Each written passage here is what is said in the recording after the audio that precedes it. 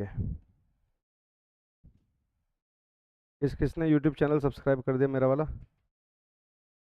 ये rank first. और कोई जिसे रैंक चाहिए? पहले कर रखा है ना। और तो पता है मेरे को, तुम्हें तो पहली रैंक दे रखी है। रैंक चाहिए क्या? मेरे ही नाम से चैल अकेडमी का कर रखा है। जयपुर वाली चैल अकेडमी का रखा है। सब कनेक्ट।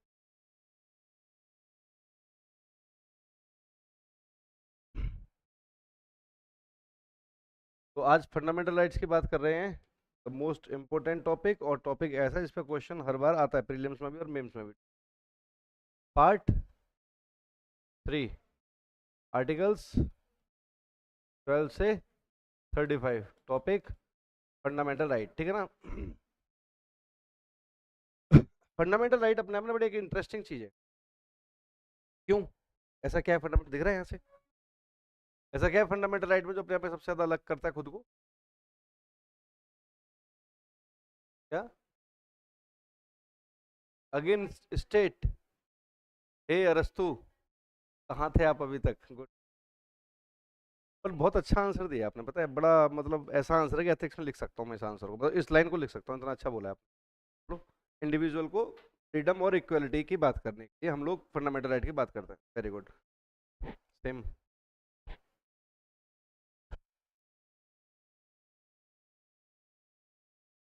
गवर्नमेंट की लिमिटेशंस हैं। श्योर, हो गया, काम हो गया। देखो, फंडामेंटल राइट एक ऐसी चीज है जो हमेशा अगेंस्ट द स्टेट रहेगी।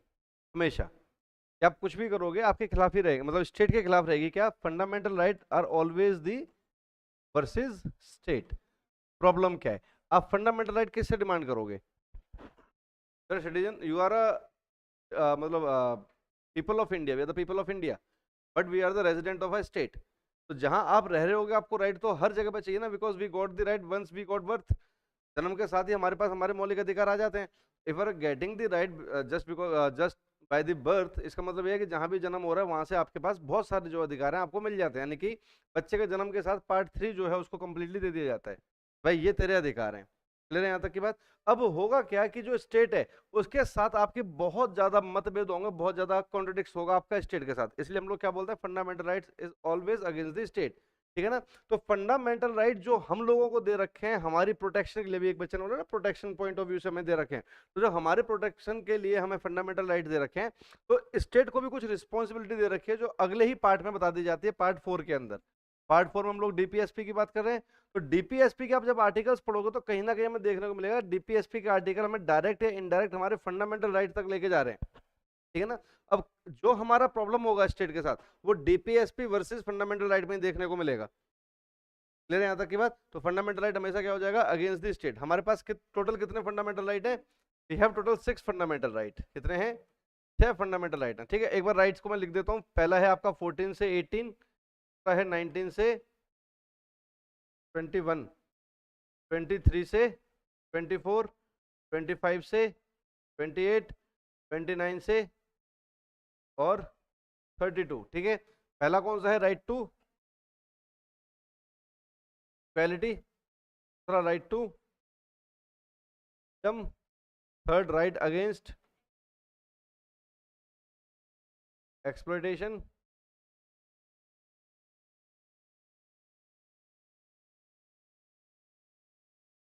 फ्रीडम ऑफ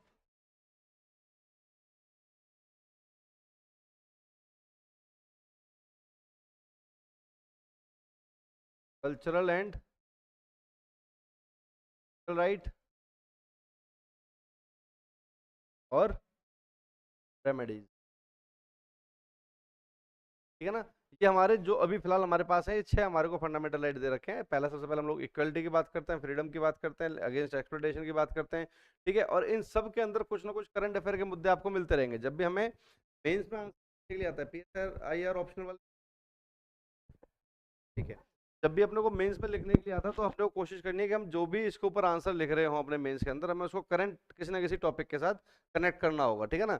जैसे अभी कल्चरल और एजुकेशन राइट की बात करें, राइट टू फ्रीडम की बात करें, या फ्रीडम रिलीजन की बात करें, फ्रीडम ऑफ रिलीजन की बात करें, तो हम लोग देखते हैं हमारे कंट्री के अंदर बहुत सारी चीजें ऐसी हैं जो पर्टिकुलर कुछ रिलीजन है जो अपने धर्म के नाम पे, उसके एजुकेशन के नाम पे किसी एक दूसरी मानसिकता को बढ़ावा दे रहे हैं, है ना। अब मैं यहाँ किसी धर्म का नाम ले नहीं रहा हूँ, लेकिन मैं इन जनरल आपको बताना चाह रहा हूँ कि कुछ एक ऐसे लोग हैं उस धर्म में भी, ऐसे नहीं कि सारे धर्म के अंदर लोग खराब हैं, तो कुछ एक ऐसे लोग हैं जिन्होंने एक हेट स्पीच अपनी तैयार कर रखी है against the nation, against the majority of the religion, कि अगर आपका धर्म ये है तो हम आपके खिलाफ ही बात करेंगे। अब इस चीज को बढ़ावा देने के लिए वो लोग क्या कर रहे हैं, they are just promoting their child, कि भैया अब जो बच्चे हमारे यहाँ पर आ रहे हैं इनको हम लोग माइंड मेकअप ऐसा करें कि जब ये बड़े हों तो ये जो आधुनिक कल्चर है, जो अभी जो दुनिया के अंदर जो एक मॉडर्नाइजेशन चल रहा है उसके साथ कनेक्ट ना हो। They must be that Orthodox kind of persons कि जो अपने धर्म को लेके ज्यादा रिजिड हो, रेदर देन कि आप दुनिया के साथ चलो। तो उनको दुनिया के साथ चलना और इन सब चीजों को कोई भी लेना देना नहीं है, राइट। तो उस चीज को प्रमोट करने के लिए what they do, they prefer to promote that same thought by the education. तो they are opening some kind of madrasa and all, ठीक है। अब वो मदरसे की कोई रजिस्ट्रेशन नहीं है, कुछ भी नहीं है, कुछ हमारे गवर्नमेंट के भी इसके अंदर लूप होल्स रहे हैं। Government just because of the vote bank उनको कुछ ज्यादा, बहुत ज्यादा उनको स्टॉप करने की कोशिश नहीं करती है, ठीक है ना। कई बार गवर्नमेंट ऐसी आ जाती है तो जो उनके ऊपर एक्शन ले रही है। तो अभी जो प्रेजेंटली स्टेट के अंदर या जो कंट्री के अंदर जो गवर्नमेंट है, जो स्टेट्स में मैक्सिमम जो गवर्नमेंट्स हैं वो कुछ इसी टाइप की हैं कि ऐसे इलीगल मदरसों के ऊपर वो लोग एक्शन लेना चाह रहे हैं, इवन ले भी रहे हैं, राइट। तो जब ऐसे किसी इलीगल मदरसे के ऊपर या किसी के ऊपर जब ऐसा एक्शन लिया जाता है तो वो लोग उठ के क्या बोलते हैं कि संविधान खतरे में और हमारे फंडामेंटल राइट हमें नहीं मिल रहे हैं। यही बोलते हैं लोग। क्यों नहीं मिल रहे हैं? क्योंकि वो कह रहे भाई हमें हमें राइट दे रखा है कि हम अपने रिलीजन को अपने एजुकेशन के द्वारा प्रमोट कर सकते हैं। गवर्नमेंट इज सेइंग कि कर सकते हैं, but you have to register your particular जो भी डिपार्टमेंट है जिसके द्वारा आप कर रहे हो, तो उसके ऊपर गवर्नमेंट की भी तो नजर बनी रहेगी इसमें क्या पढ़ाया जा रहा है। इट डजंट मीन कि आप कुछ भी करोगे तो कुछ भी चलता रहेगा। भाई गवर्नमेंट के पास भी अपनी एक गवर्निंग बॉडी है, कुछ अथॉरिटीज हैं जो उसके ऊपर काम कर रही हैं। Just like if you are providing the education to that छोटे छोटे बच्चे, तो उसको क्या आपका करिकुलम है, कैसे आप उसको फॉलो कर रहे हो, क्या आपके पास क्राइटेरिया है टीचर्स को अपॉइंट करने का, किन किन चीजों को आप फॉलो कर रहे हो, वो हमारे पास एक अपडेट होनी चाहिए। डजंट मीन कि आपके पास राइट है तो आप कुछ भी जाके प्रोवाइड कर दोगे, ठीक है ना। तो अब यहाँ पे क्या हो गया, स्टेट वर्सेस फंडामेंटल राइट हो गया। सबरीमाला वाला मंदिर सुनाइए उसके बारे में, ठीक है भाई। उसमें फीमेल्स की एंट्री नहीं है। अब क्योंकि उसके अंदर फीमेल्स की एंट्री नहीं है तो फीमेल्स कह रहे भाई we have a fundamental right to go anywhere, we have a religious right to freedom of religion, we can worship the idol whatever we want to do in the temple, we can go there, ठीक है ना। तो यहाँ पे क्या है कि महिलाएं जो है वो बात कर रही है किस चीज के लिए कि भैया हम लोग सबरीमाला मंदिर में जाना चाहते हैं और हम लोग जा सकते हैं, we have a fundamental right.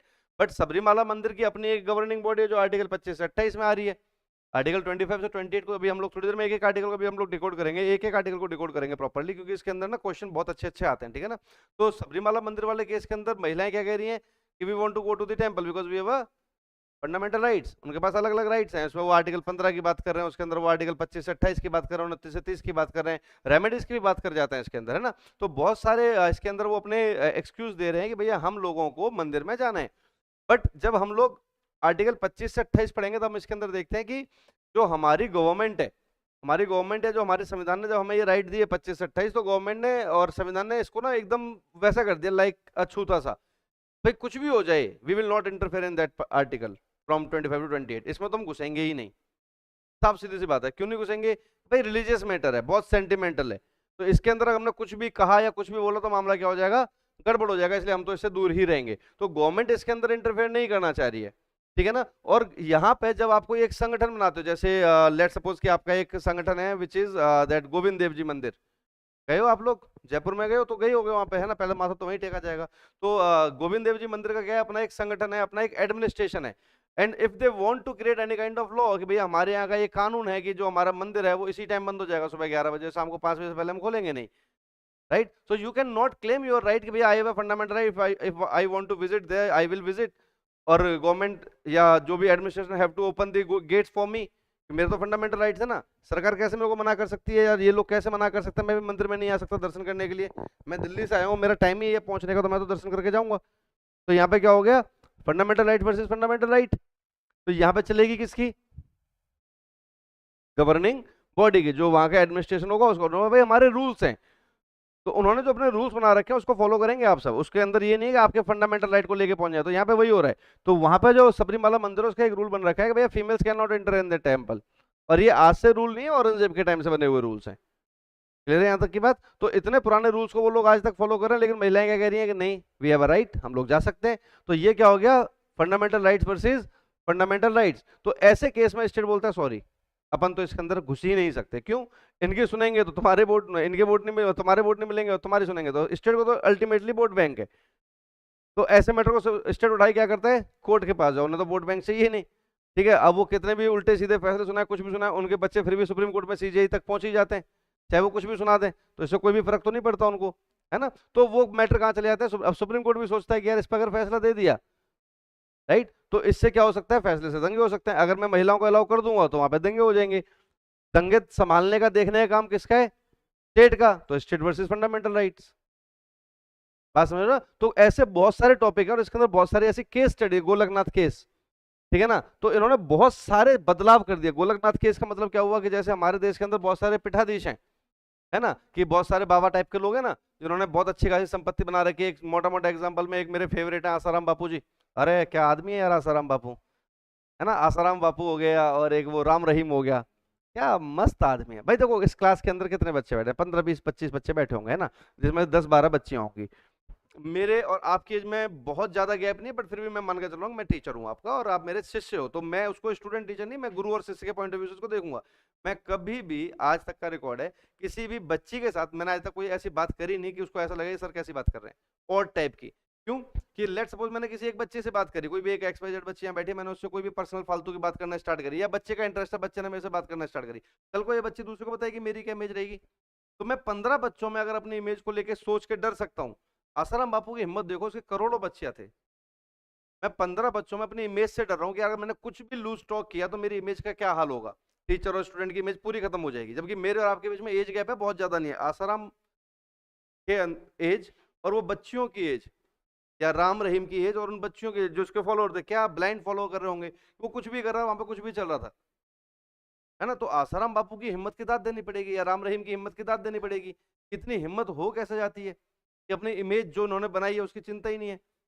अपनी तो इतनी है भी नहीं, फिर भी चिंता है ना। तो ये आसाराम बापू वाली जो चीज है, जैसे अब इनके पास क्या है, अपने अपने अपने अपने इनके पास आश्रम है बहुत बड़े बड़े, दान में पैसा मिला है, लोग ब्लैक को वाइट करते हैं। ऐसी ये जो आपके गोलकनाथ थे, इनके पास बहुत पैसा था। अब स्टेट कह रहा है, ये तभी की बात है जिन दिनों हमारा देश आजाद हुआ था नया नया, अभी वो एक कहावत है ना, 4 दिन की मुसलमान नहीं अल्लाह अल्लाह पुकारे, वो वाला हाल था हमारा उस टाइम पे, कि अभी नए नए आजाद हुए हैं, तो सारे फंडामेंटल राइट सारे काम अभी करके दे देंगे हम तो 10 दिन के अंदर। तो हमारी गवर्नमेंट भी पागल थी काम करने के लिए उस टाइम पे, जुनून था, जोश था।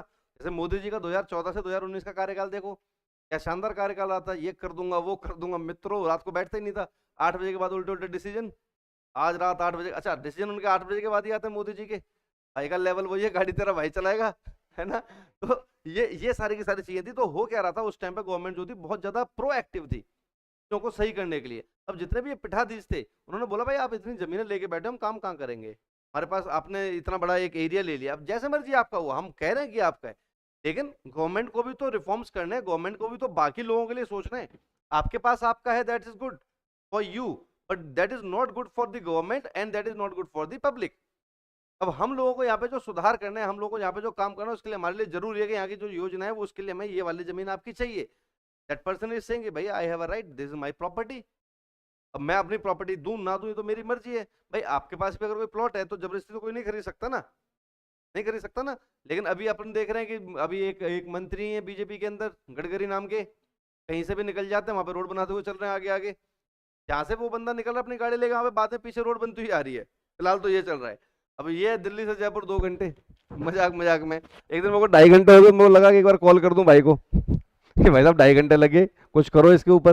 तो गडकरी का जैसे भी काम चल रहा है, तो खेतों में से रोड निकल रहे हैं या किसी भी एरिया से जो रोड वो लोग निकाल रहे हैं अभी, तो ऐसा तो है नहीं कि अब पब्लिक मना कर पा रही है उन्हें। तो यहाँ पे क्या है कि पब्लिक का भी फंडामेंटल राइट था कि भाई मेरी प्रॉपर्टी, गवर्नमेंट का भी अपनी ड्यूटी है भाई मुझे डेवलपमेंट करना है। तो इन दोनों करने के लिए कोर्ट ने क्या ऑर्डर निकाला, भाई कंपनसेशन दे दो उसको, और जितना आज वैल्यू है उससे ज्यादा दो। क्यों? क्योंकि आप रोड से तो कई साल तक कमाओगे, इसकी तो आप आज की जो वैल्यू आपने आपने उतने रुपए इसको दे दिए, तो इसका तो फ्यूचर खराब कर दिया आपने। तो इसको वैल्यू वो तो जो इसकी 10-20 साल तक होने वाली है। तो अगर 5 करोड़ की जमीन है आज, तो उसको 20 करोड़ पे दो, ताकि इसका जो काम है वो अकॉर्डिंगली चलता रहे। क्लियर है यहाँ तक की बात? तो ये सब चीजें निकल के आती है किसी ना किसी केस स्टडी से। केस स्टडी हम लोग एकदम लास्ट में करेंगे, केस स्टडी जब लास्ट में करेंगे हम लोग, तो उसमें थोड़े से मैं एथिक्स के पॉइंट जोड़ता रहूंगा कि एथिक्स में क्या क्या चाहिए, आप यहाँ से लेके जाओगे। क्लियर है यहाँ तक की बात है? तो उसको हम लोग बाद में जिक्र करेंगे। तो ऐसे करके अपने सारे के सारे रूल्स वगैरह यहाँ पे निकल के आते हैं। तो हमारा जो फंडामेंटल राइट्स हैं, जो टोटल 6 हैं, पहले ये 7 हुआ करते थे। गुड। पहले यहाँ पे आर्टिकल 31 और हुआ करता था, जिसको हम लोग बोलते थे राइट टू प्रॉपर्टी।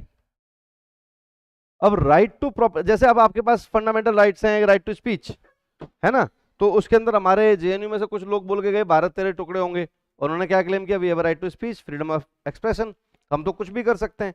तो आप इसको हमें रोक कैसे सकते हो? ऐसी आपका क्यों, वो फंडामेंटल राइट है, you can not easily interfere into the fundamental right according to article 13। अभी एक एक आर्टिकल को डिकोड करेंगे तब आपको बात समझ में आएगी। तो यहाँ पे क्या हुआ, इसी तरीके से लोगों के पास right to property was the fundamental right. अब फंडामेंटल राइट है, कोई कहीं भी खरीदे, मेरे पास पैसा है, मैं पहुंच गया हिमाचल प्रदेश 2-3 पहाड़ खरीदने के लिए, अब पहाड़ मेरे, अब मैं उसको जैसे मर्जी काम करूं, मैं उस पर होटल बनाऊं, मैं पहाड़ काटूं, वो मेरे काम है। अब वहां पे लोगों ने पहाड़ काट के उनके पत्थरों को सेल करना स्टार्ट किया, तो स्टेट की तो पूरी की पूरी जो इकोनॉमी है वो खत्म हो गई। राइट? तो गवर्नमेंट ने बोला कि इना चाल वो, ऐसा कोई होता है कि तुम लोग कहीं भी जाके खरीद लो? तो राइट टू प्रॉपर्टी तो आपका रहेगा, but it will not be consider as a fundamental right, इसको यहाँ से खत्म करो। अब चीजें धीरे धीरे तो समझ में आती है। लेट सपोज आपने एक मकान बना दिया, आज आपने मकान बना दिया, अभी अपन इसमें बैठे हुए हैं, ठीक है ना, तो जैसे जैसे इसके अंदर प्रॉब्लम आएगी हम लोग इसके अंदर बदलाव करते रहेंगे। अभी मुझे लग रहा है कि चलो मौसम थोड़ा सा ठीक है, तो अभी यहाँ पे पंखे वगैरह की जरूरत नहीं है, लेकिन जैसे जैसे गर्मी पड़ेगी या तो एक एसी वहां पे सामने लगाना पड़ेगा, यहाँ पे फैन लगाने पड़ेंगे, तो क्या हुआ, जरूरत के हिसाब से बदलाव होगा ना, है ना। तो यहाँ पे जब जरूरत लोग, जब गवर्नमेंट देख रही है कि ये तो लोग फायदा उठा रहे हैं फंडामेंटल राइट का प्रॉपर्टी में होने का, और कहीं भी खरीदे जा रहे हैं, तो इससे क्या हो रहा है, सोसाइटी जो है वो दो ग्रुप में डिवाइड होगी, एक अमीर और एक गरीब। एक तो वो जो कभी प्रॉपर्टी ले ही नहीं पाएगा, और ये क्या हो गए, पूरे के पूरे लैंडलॉर्ड हो गए, जमींदार हो गए। अब ये अपने अकॉर्डिंगली जमीनों पर काम करेंगे, खेत खरीद के ये बैठे हैं, जमीनें खरीद के ये बैठे हैं, तो एक गरीब आदमी क्या होकर रह जाएगा, सिर्फ और सिर्फ लेबर। क्योंकि हमारे कहीं ना कहीं संविधान के अंदर we can see that Marxism is also there.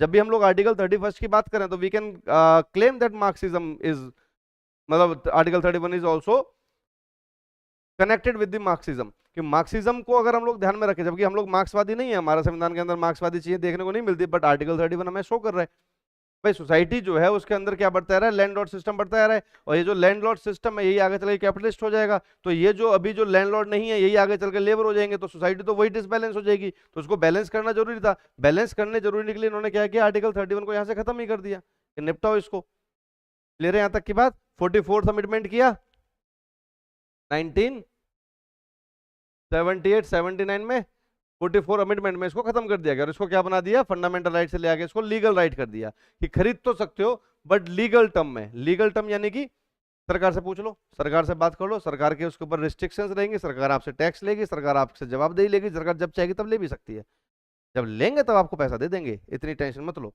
और पैसा आपको आज की वैल्यू से ज्यादा ही देंगे। अब फंडामेंटल राइट होगा तो सरकार के लिए प्रॉब्लम है, क्योंकि fundamental right is always against the state. ये मोटा मोटी बात समझ में आ गई, व्हाट इज फंडामेंटल राइट। ऐसी एक एक राइट के बारे में भी बात करते हैं। किसी को कोई डाउट, कोई बच्चा नया है क्लास में जो अभी तक ना आया हुआ, अब आया है, कोई ऐसा सोता हुआ बच्चा है, सब आए हैं पहले क्लास में? क्या नाम है गुरु आपका? नहीं नहीं, हाँ, विकास, गिरिराज, पहली बार आयो आज मेरे ख्याल से, क्या बात कर रहे हो, देखा पहली बार है। क्या नाम है गुड़िया आपका? आप तो आयो पहले, नहीं पहली बार आयो, नहीं, कल ज्यादा लंबी छुट्टी होगी थी क्या? ठीक है। फंडामेंटल राइट का एक कंसेप्ट समझ में आ गया, क्या है फंडामेंटल राइट। अब आप में से वो कौन से बच्चे हैं जो पहले पढ़ चुके हैं फंडामेंटल राइट्स? तुम तो गए, बाकी तुम मजे लो, आज आज तुम्हारी लंका लगाई जाएगी क्लास में। कप इतना बड़ा होता है, चाहे यूं देखनी पड़ती है कहाँ गई, बहुत लास्ट में जाके दिखती है। ओके चलिए, कहानी को आगे लेके चलते हैं। सबसे पहले आर्टिकल, मैं एक्ट लिख देता हूँ शॉर्ट में ना, अब एक्ट मतलब वो अधिनियम नहीं है, एक्ट मीन्स आर्टिकल के हिसाब से लिख रहा हूँ मैं, ठीक है ना। तो आप आर्टिकल ही लिखना, मैं अपनी सहूलियत के हिसाब से लिख रहा हूँ, मैं टीचर हूँ, तुम सही करना, तुम गलत मत करना। तो एक्ट और आर्टिकल में बहुत फर्क है, मैं एक्ट लिख, छोड़ो मैं क्यों ही लिखूँ, आर्टिकल ही कर देता हूँ मैं। हाँ मैं ही लिख देता हूँ, आर्ट लिख देता हूँ मैं, ठीक है ना। आर्टिकल 12, ये फंडामेंटल राइट की बात कर रहे हैं हम लोग, तो पहले article 12, fundamental right start from article 14, but now we are talking about article 12। What is article 12? ठीक है, what is article 12? Very good. हाँ इस पर तो तुमने मेरे से बहस की थी, याद आ गया मेरे को, गुड गुड।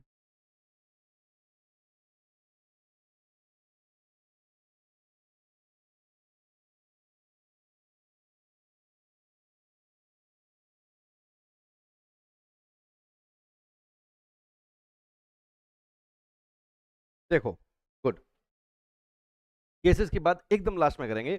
केसेस की बात मैं आपको स्टार्टिंग से इसलिए नहीं बता रहा हूँ, मैं आपको बहुत सिंपल तरीके से लेकर चल रहा हूँ। जैसे we have covered that historical background of the constitution in proper in a week, है ना। जनरली आप यूट्यूब पे भी देख लो या कहीं भी देख लो, ये टीचर्स वगैरह ऑफलाइन वाले भी इसको 2 दिन में खत्म करते हैं, ठीक है ना। मैंने 1 हफ्ते में खत्म करने के पीछे लॉजिक ये नहीं था कि मेरे को पढ़ाने में मजा आ रहा था, लॉजिक ये था कि आपके समझ में चीजें आनी चाहिए, क्योंकि उसमें से क्वेश्चंस निकलेंगे। अब जो चीजें हम लोगों ने हिस्टोरिकल बैकग्राउंड में करी है वो आपको हिस्ट्री में भी पढ़नी है, पॉलिटी में भी पढ़नी है, ठीक है। आपको ऑप्शनल कुछ भी हो, आप यहाँ से चीजों को कनेक्ट कर पाओगे। क्लियर है मेरी बात? क्योंकि मैंने पहले दिन कहा था कि यूपीएससी की जब अपन तैयारी करना शुरू करते हैं तो पहला सब्जेक्ट शुड बी हिस्ट्री, ठीक है। मैं पॉलिटी पढ़ा रहा हूँ उससे फर्क नहीं पड़ रहा हूँ, फर्क नहीं पड़ता, लेकिन सबसे पहला सब्जेक्ट पढ़ने का क्या होना चाहिए आपका?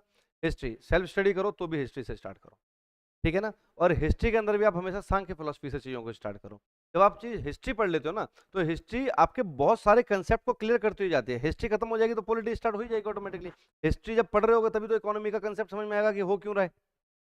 तो हिस्ट्री की अपनी हमेशा एक अलग वैल्यू रहेगी, तो हिस्ट्री को आप सबसे पहले पढ़ेंगे, ठीक है ना। और वो हर पेपर के अंदर कहीं ना कहीं अपना एक इंपॉर्टेंट रोल रखता है। चलिए, तो article 12 is a definition of state. Is what? Definition of state.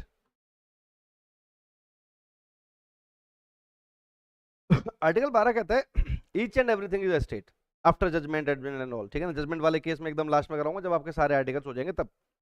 क्यों कराऊंगा लास्ट में? कि सिर्फ जजमेंट में बोलूंगा, केस बोलूंगा और आर्टिकल तुमसे पूछता रहूंगा साथ साथ, तो तुम्हारी वो एक तो रिवीजन हो जाएगी और ऊपर से वो तुम्हारा केस स्टडी ना बहुत परफेक्ट हो जाएगा, क्यों हो रहा है और क्या हो रहा है। अभी अगर मैं तुम्हें जजमेंट कराने लगा तुम जजमेंट में फंस के रह जाओगे, इसमें हो क्यों रहा है। क्लियर है? तो पहले एक बार पूरा कॉन्स्टिट्यूशन पढ़ेंगे, उसके बाद अमेंडमेंट पढ़ेंगे और लास्ट में जजमेंट पढ़ेंगे, ठीक है ना। कॉन्स्टिट्यूशन पढ़ेंगे 395 तक, जब अमेंडमेंट करेंगे तो ऑटोमेटिकली 450 जो भी अपने आर्टिकल है वहां तक अपन पहुंच जाएंगे, और लास्ट में क्या करेंगे? जजमेंट। तो इन सब की आपकी रिवीजन जो है वो जजमेंट के साथ हो जाएगी। क्लियर है यहाँ तक की बात? तो पहला क्या है आपका? डेफिनेशन ऑफ स्टेट, आर्टिकल 12 में दी गई है। डेफिनेशन का मतलब क्या है भैया? What is state.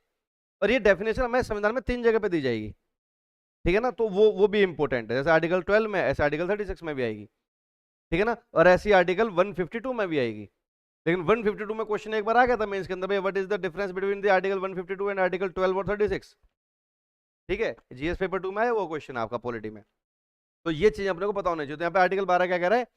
Definition of state. और बड़ा सिंपल डेफिनेशन, आप सिंपल भाषा में लिखो तो इसमें लिख लो आप, each and everything is state, whatever is in the state it's it's what? State, है ना। तो यहाँ पे स्टेट का उन्होंने क्या एक एग्जांपल दिया कि स्टेट के अंदर कुछ भी कार्यकारिणी है, एग्जीक्यूटिव है, कुछ भी इस देश के अंदर लेजिस्लेचर है, that is state. Whatever is executive, whatever is legislature is a state, ठीक है ना। Government worker, even non government worker are the state. Clear है मेरी बात? लास्ट में वो बोल देते हैं जुडिशरी इज ऑल्सो, हाँ, judiciary system is also a state but justice is not a state. बात समझ रहे मेरी? तो आर्टिकल 12 के अंदर राज्य की जो परिभाषा दे रखी है उसके अंदर ये बता रखा है, नहीं समझ में नहीं ये वाली बात? अब दोबारा समझो इसको। तो इसकी जो डेफिनेशन दे रखी है बेटा वो ये है कि हर एक चीज अपने आप में राज्य है। अब राज्य का काम क्या होता है? क्या नाम है गुड़िया आपका? रिया। राज्य का काम क्या होता है? स्टेट की मेन रिस्पॉन्सिबिलिटीज क्या है? अपने राज्य बेटा अपने अपने एरिया को कंट्रोल करके बैठेगा, है ना। हाँ, गवर्नेंस बनाए रखा है, स्टेट को कंट्रोल करना। हाँ बोलिए। वेलफेयर ऑफ पीपल, हाँ ठीक है, शॉर्ट एंड स्वीट आंसर है, गुड वन। और कोई?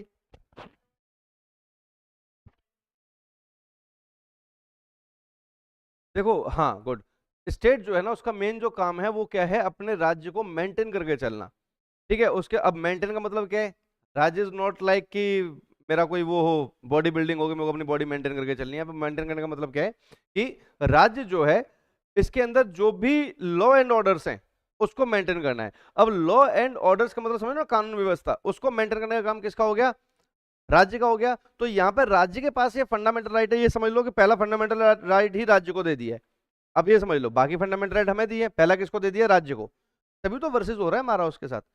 बात समझ रहे हो ना मेरी? तो पहला फंडामेंटल राइट किसको उठा के दे दिया? और राज्य को क्या बोला हुआ है? भाई जितना भी ये एरिया है सब तेरे अंडर है, तो अपने हिसाब से काम कर। तो राज्य को काम करने के लिए 2 चीजें दे रखी हैं, एग्जीक्यूटिव और लेजिस्लेचर। चीजें हमारे संविधान में 3 होती हैं, हमारे कॉन्स्टिट्यूशन, हमारे संवैधानिक व्यवस्था में 3 होती है, तीसरी क्या होती है? जुडिशरी, ठीक है। लेकिन राज्य को ये 2 दे रखे हैं, एग्जीक्यूटिव और लेजिस्लेचर। एग्जीक्यूटिव का मतलब क्या हुआ? या लेजिस्लेचर का मतलब क्या हुआ? एग्जीक्यूटिव जो कानून बनाने की बॉडी है, लेजिस्लेचर जो उसको इंप्लीमेंट करने का काम कर रहा है। ऐसे ही है? आगे पीछे बोल दिया मैंने? हाँ आगे पीछे बोल दिया, सॉरी, मैंने चेक करता रहता हूँ ना बच्चों को। हाँ, लेजिस्लेचर का मतलब क्या होता है? लेजिस्लेटिव विधायी होता है, सीधी सी बात है। लेजिस्लेचर या लेजिस्लेटिव का मतलब क्या होता है? कानून बनाना। एग्जीक्यूटिव उसको एग्जीक्यूट करना, है ना। लेजिस्लेचर क्या काम करेगी? कानून बना देगी, और एग्जीक्यूटिव क्या करेगी? उसको लागू करेगी। ये इन दोनों का काम है। इसको लेके अगर कोई कोई कंट्रोवर्सी है या कुछ भी है तो इसका काम शुरू होता है, ठीक है ना। तो फंडामेंटल राइट जो हमें दे रखे हैं, 12वां वाला जो राइट है वो एक तरह से हमने स्टेट को दे दिया। वो कह रहा है कि भाई सब कुछ तुम्हारे पास है, एग्जीक्यूटिव तुम्हारे पास है, लेजिस्लेचर तुम्हारे पास है। मतलब इसका ये है कि राज्य के अंदर क्या होना है और क्या हो रहा है, इसके ऊपर कंट्रोल किसका होगा? स्टेट का। किसका कंट्रोल होगा? स्टेट का। राज्य में क्या हो रहा है, कैसे होगा, और कौन करेगा ये काम? कौन देख रहा है? स्टेट देख रहा है। इसके लिए आप उसको वो नहीं कर सकते भाई नहीं तू नहीं कर सकता। एग्जाम्पल के तौर पे कि क्योंकि थोड़ा सोसाइटी के अंदर कास्टिज्म हमारे यहाँ पे है, तुम्हारे राजस्थान में तो कुछ ज्यादा ही है। तो जैसे मान के चलो कि कोई एक टेरिटरी आपके राजस्थान में जहाँ पे ब्राह्मण लोग ज्यादा रहते हैं, ठीक है ना। अब उस टेरिटरी का जो भी पुलिस स्टेशन लग रहा है, जो भी पुलिस स्टेशन लग रहा है, वहां का जो भी एसएचओ है, वो व्यक्ति है जो एक शूद्र ग्रुप से बिलोंग करता है या एससी एसटी ग्रुप से बिलोंग करता है, राइट। तो अब वो जो ब्राह्मण कैटेगरी के लोग हैं और वो जो एसएचओ है, दोनों की कास्ट तो एकदम एक दूसरे के विपरीत है। दोनों की कास्ट की अगर हिस्ट्री देखें तो एक दूसरे से चिढ़ने वाली कास्ट है ना। हालांकि आज की डेट में इतना नहीं है, लेकिन हाँ हम लोग थोड़ी देर के लिए मान लेते हैं। क्लियर है? तो यहाँ पे जो लोग हैं, they can not claim the government कि भैया आप इसको चेंज करो। और वो जो व्यक्ति है जो एसएचओ बन के बैठा है उस पोस्ट पे, उस कैटेगरी के साथ, वो इन लोगों से कोई पुरानी किताबें पढ़ के दुश्मनी निकालने के लिए जबरदस्ती उठा उठा के सबको जेल में बंद नहीं कर सकता। तो इन दोनों के ऊपर कंट्रोल किसका है? राज्य का। ये कंट्रोल कौन सा आर्टिकल दे रहा है? अब बात समझ में आ गई? तो आर्टिकल 12 जो है वो क्या करके दे रहा है? वो कह रहा है कि सब कुछ राज्य है, राज्य जैसे चाहे वो करे, लेकिन एक तरीका होगा काम करने का, वो आर्टिकल 12 के अंदर पूरा डिफाइन कर रखा है। तो each and everything is state, ठीक है। Even judiciary system is also the state, but justice is not a state. अब जैसे इसका एग्जांपल कि भाई आप जज हो, आप में से कोई एक बच्चा जज लग गया, राइट। अभी आप कहां पर हो? जयपुर कोर्ट में हो। तो क्या आप अपने मन से जोधपुर कोर्ट में वो ले सकते हो ट्रांसफर? ठीक है ना। कौन करेगा ट्रांसफर? तो जुडिशरी किसके पास चला गया? ठीक है ना। अब आप जोधपुर चले जाओ, बीकानेर चले जाओ, मेड़ता चले जाओ, कहीं भी चले जाओ, किसी भी कोर्ट में चले गए, वहां पे अगर आपके पास कोई केस आया तो उस पर फैसला किसका होगा? आपका होगा। क्या उसमें राज्य इंटरफेयर कर सकता है? नहीं। तो judiciary is the state, but justice is not a state. अभी बात समझ गए कि भाई जो न्याय व्यवस्था है वो तो राज्य है, लेकिन जो न्याय है वो राज्य से परे है। कि भाई कई बार तो जो जज है वो किसके खिलाफ सुनाता है? गवर्नमेंट के खिलाफ वो सुनाता है अपने फैसले। वह बिगेस्ट एग्जांपल इंदिरा गांधी, जज ने उसको उसकी पोस्ट से हटा दिया, भाई पीएम का इस पोस्ट पे चुनाव दोबारा होगा, है ना, जिस चक्कर में इमरजेंसी लगी हमारे कंट्री के अंदर, इतना बड़ा चैप्टर था। तो इंदिरा गांधी के पास एक ही राइट था कि क्या कर सकती थी, वो उसको ट्रांसफर कर सकती थी। ये इंदिरा गांधी के हाथ में था। तो इंदिरा गांधी ने काम कितना अच्छा किया कि फैसला जो भी होगा देखा जाएगा। उसको तो ये लगा क्या ही फैसला होगा, मेरे खिलाफ कोई जा ही नहीं सकता, ओवर कॉन्फिडेंस। तो उसने उस बंदे का ट्रांसफर नहीं किया और उस बंदे ने अपना फैसला सुना दिया। अगर वो ट्रांसफर करती, किसी और को लेके आती, तो हो सकता है वो थोड़ा सा इफेक्ट हो जाता कि भाई पीएम है, पीएम को कैसे मना कर सकते हैं। उसने अपना काम किया, उसने इंदिरा गांधी का इलेक्शन ही उसने कंसिडर नहीं किया, इस सीट पे तो इलेक्शन दोबारा करो, तो फ्रॉड इलेक्शन हुआ है। इंदिरा गांधी जो पीएम थी कंट्री की, उसकी सीट पर दोबारा इलेक्शन के ऑर्डर दे दिए थे कि इंदिरा गांधी का इलेक्शन ठीक से नहीं हुआ, इसने सरकारी मशीन का दुरुपयोग किया है। एग्जाम्पल के तौर पर जब भी मोदी जी देश के काम से कहीं जाते हैं या कुछ भी काम कर रहे हैं, जैसे भी राजस्थान आए, योजनाओं का परियोजना जो भी उन्होंने यहाँ पे अभी वो करी, उनकी घोषणा वगैरह करी, किसी भी अभी आए थे ना कुछ समय पहले, है ना, इतने करोड़ की ये लागत से ये करके देंगे, वो करके देंगे, तो ये आने जाने का खर्चा भारत सरकार देखेगी, क्योंकि वो भारत के प्रधानमंत्री के तौर पे काम कर रहे हैं। अब बिहार में चुनाव हो जाएगा 2-4 दिन में, हो गया ना शायद, मैंने देखा नहीं न्यूज में। नहीं नहीं, डेट आ गई इलेक्शन की, अभी नहीं आई ना। तो अब जैसे इलेक्शन की डेट आ जाएगी तो मोदी जी पहुंचेंगे वहां पे, वही मित्रों करने अपना, मित्रों 8 बजे के बाद बकैती करने पहुंच जाएगा भाई अपना। तो मोदी जी अभी जब प्रचार करने के लिए बिहार जाएंगे, तो क्या वो देश के काम से जा रहे हैं? किसके काम से जा रहे हैं? पार्टी के काम से। तो उस दौरान मोदी जी किसी भी एक ऐसी चीज का प्रयोग नहीं कर सकते जो उनको भारत सरकार ने दे रखी हो। What ever car he will use that will be the BJP car, petrol will be beard by the BJP. अगर वो हेलीपैड से भी जाएंगे तो भी बीजेपी, सब कुछ चॉपर वगैरह सब कुछ जो भी होगा वो सब बीजेपी का खर्चा होगा। वो सरकार, देश की सरकार खर्चा नहीं करेगी उसके ऊपर। हो गए प्रधानमंत्री अपने घर के। अब क्योंकि आप प्रधानमंत्री हो तो एसपीजी तो ऑब्वियसली आपके साथ सिक्योरिटी तो रहेगी, उसको तो नहीं हटा सकते, वो तो आपके काम कर ही रही है। बट बाकी जितने भी खर्च होंगे, मंच लगाने से लेके भाषण देने से लेके माइक और वहां पे खाने पीने की व्यवस्था सब पार्टी को करनी पड़ेगी, भारत सरकार उसका पैसा नहीं देगी। और इंदिरा गांधी ने क्या किया था, कुछ ज्यादा बड़ा काम नहीं किया था, सारे काम ऐसे इंदिरा गांधी भी करी थी। बस एक बार, एक दिन, एक चुनाव में 1 घंटे के लिए वो गाड़ी लेगी जो पीएम को मिली थी, प्रचार कर रही थी किसका, अपना, कि भाई मुझे वोट दो। लेकिन गाड़ी कौन सी लेके गई, पीएम की। ऑल्दो वो पीएम थी, जा सकती थी, लेकिन अब पीएम की गाड़ी में अपने पद के लिए कैसे प्रचार कर सकते हो, वो तो सरकारी गाड़ी थी। ये केस था उसके ऊपर, इंदिरा गांधी के ऊपर, कि नहीं आप ऐसे नहीं कर सकते मैम। अपोनेंट वाले ने ये केस उठाई कर दिया कोर्ट के अंदर, कोर्ट में प्रूफ किया, मैं सर देखो ये गाड़ी है, गाड़ी दुनिया के सामने थी, फोटो वगैरह सब, ये गाड़ी तो भारत सरकार की है, इंदिरा गांधी कैसे आ सकती है। तो चुनाव का पहला रूल यही है कि आप सरकारी मशीनरी का दुरुपयोग नहीं कर सकते, और इंदिरा गांधी का चुनाव इस बात पे कैंसिल कर दिया था। इंदिरा गांधी को लगा था कि ऐसे कैसे कैंसिल कर देगा, 1 घंटे के लिए पीएम मुंह में, खा जाऊंगी इसे तो, कच्चा खा चबा जाऊंगी मैं जज को तो। भाई साहब इंदिरा गांधी ने अपनी कोई भी कसर नहीं छोड़ी थी। कल फैसला आना था, आज फैसला सुरक्षित हो चुका है, अब फैसला सुनाया ही जाएगा। इंदिरा गांधी को अभी तक कुछ आभास ही नहीं था क्या होने वाला है, उसने कोई कसर नहीं छोड़ी उस जज से ये निकलवाने के लिए कि इसने क्या फैसला लिखा है। सारे के सारी मशीनरी लगा दी कि जज से कैसे ही पता चल जाए इसने क्या लिखा है। अगर इसने लिखा है कि चुनाव कैंसिल होगा तो मैं कुछ और कर दूं इतने में, जज को मरवा दूं, कर सकती थी। इंदिरा गांधी पावरफुल लेडी थी बहुत ज्यादा, कुछ भी कर सकती थी, सारे काम हो गए। जज भी हंस के बोलता रहा, मैडम क्यों टेंशन ले रही हो, आप पीएम हो, आपके खिलाफ जाऊंगा क्या। अरे अरे बहुत अच्छा जा रहा है मैम, मैं वो सुप्रीम कोर्ट में हो जाएगा मेरा, अरे चिंता ही मत करो, चीफ जस्टिस बनाऊंगी तुम्हें तो। अरे ma'am thank you thank you. अगले दिन फैसला आया चुनाव कैंसिल। इंदिरा गांधी सकल देखती रहेगी थी उस जज की, अरे बड़ा बदतमीज है, रात को तो प्रॉमिस करके गया मेरे से। तो ये ऐसे ऐसे लोग भी रहे हैं, उसे पता है समय के साथ चलना है। और वो एक दिन पहले ही इंदिरा गांधी के खिलाफ ओपनली बोल देता कि मैडम फैसला तो फैसला है, चाहे भी हो जाता, वो मिलता नहीं, इतिहास के पन्नों में भी नहीं मिलता। बात समझ रहे हो, क्लियर है यहाँ तक की बात। तो ये आर्टिकल 12 है, क्या ये article 12, each and everything is state, ठीक है ना, whatever is executive, whatever is legislature, ठीक है ना, the government employ, the non government employ, everyone everything is a state except justice. Justice नहीं है, judiciary is a state but not a justice. लिख लो इस चीज, लिख लिया अपने आप या बोलूं, अब इसका मतलब क्या समझू, लिख, मैं आके लिख दूं, ये कहना चाह रहे हो, लिखो। कौन है ये वाला? क्या नाम है बेटा आपका? नहीं नहीं, नाम नाम तो होगा ना होने का, ठीक है, आके लिख दूंगा। लिख लो, article 12, each and everything is state, whatever is permanent, whatever is non permanent,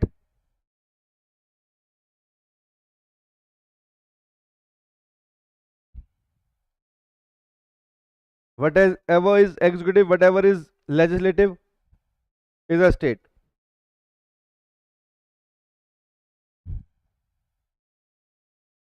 is a state. The administration of judiciary is also came under the state.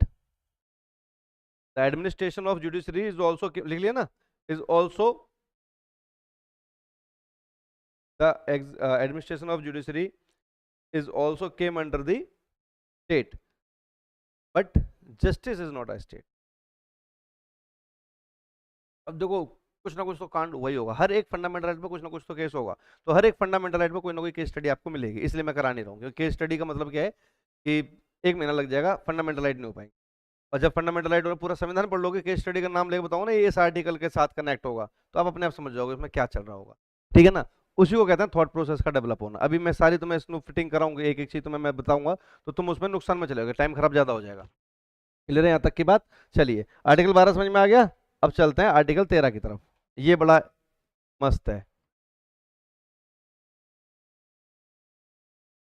Article 13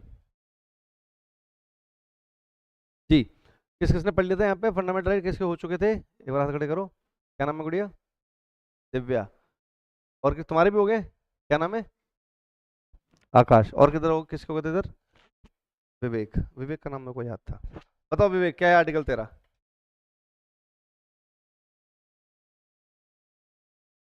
आकाश क्या है भाई आर्टिकल 13?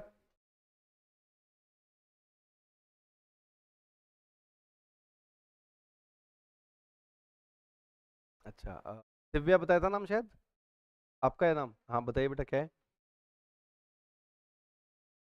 जुडिशरी जुडिशियल रिव्यू, हाँ ठीक है, explain करो थोड़ा सा।